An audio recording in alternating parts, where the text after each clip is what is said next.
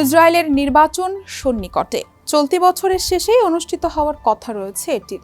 নির্বাচনে আবারও অংশ নিচ্ছেন ইসরায়েলি প্রধানমন্ত্রী বেনিয়ামিন নেতানিয়াহু। তবে নানা কারণে দেশের ভেতরে তার জনমত ভালো অবস্থানে নেই। নতুন বাস্তবতায় ভোট টানতে নতুন শত্রু বেছে নিয়েছেন নেতানিয়াহু। তার এবারের শত্রু তুরস্ক।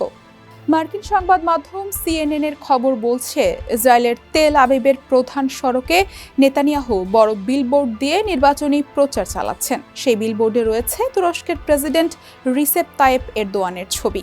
তার পাশেই রয়েছে ইরান, হিজবুল্লাহ ও নিউ ইয়র্কের মেয়রের ছবি।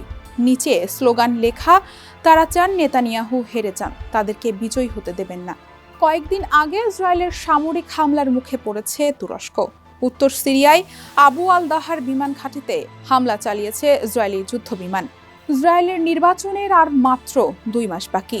ফলে দেশটির ভেতরেও প্রশ্ন উঠতে শুরু করেছে, আসলেই কি তুরস্ক কৌশলগত হুমকি, নাকি ব্যালট বাক্সে জোর পেতেই এই কাজ করছে নেতানিয়াহু? সিএনএন-এর খবর বলছে, দীর্ঘ রাজনৈতিক ক্যারিয়ারে নিজেকে ইসরায়েলের সুরক্ষা মানব হিসেবে সবসময় তুলে ধরেছেন নেতানিয়াহু। এছাড়া সবসময় চলমান সংকটকে নিজের কাজে লাগাতে দেখা গেছে তাকে।